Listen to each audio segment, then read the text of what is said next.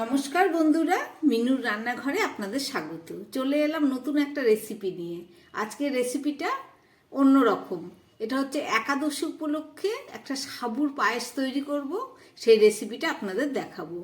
সাবুর পায়েস তৈরি করার জন্য একদম প্রথমে আমি এখানে সাবু নিয়েছি, সাবুদানা জলে ভিজিয়ে জল থেকে ছেঁকে নিয়েছি।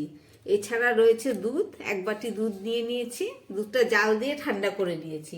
আর সঙ্গে নিয়েছি চিনি। আর এছাড়া নিয়েছি এখানে এলাচ আর তেজপাতা। আপনারা চাইলে কাজু কিশমিশ দিতে পারেন, কিন্তু আমার কাছে নেই তাই দিলাম না।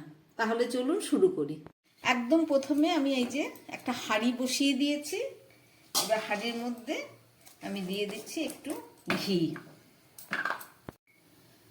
ঘি দিয়ে দিচ্ছি, খুবই সামান্য। ঘিটা খুব কমই দিলাম, কারণ সাবুর পরিমাণটা খুবই কম। এবার আমি এর মধ্যে দিয়ে দিচ্ছি দুধ।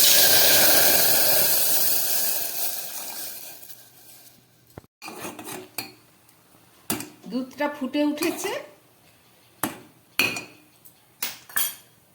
এবারে আমি এই সাবুটাকে দিয়ে দিচ্ছি।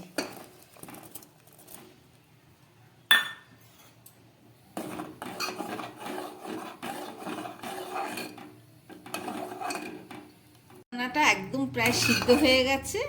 এবার আমি এর মধ্যে দিয়ে দিচ্ছি পরিমাণ মতো চিনি।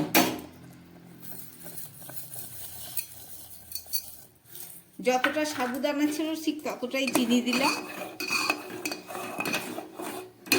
আর এখানে কিছুটা 2 চামচ মতো গুঁড়ো দুধ ঘন করে গুলে রেখেছি, সেটাও দিয়ে দিচ্ছি।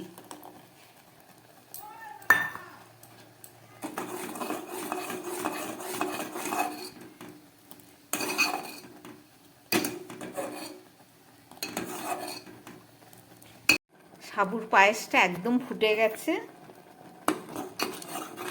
ঘন হয়ে গেছে দেখুন। এবার আমি এটাকে নামিয়ে নেব।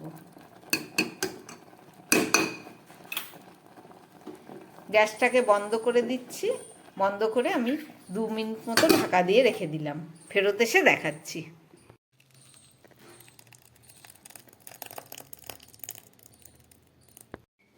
একাদশী উপলক্ষে পঞ্চশস্য খায় না এবং চাল দিয়ে পায়েস দেওয়া যাবে না, সেই কারণে আমি সাবুর একটা পায়েসের রেসিপি করে আপনাদের দেখালাম।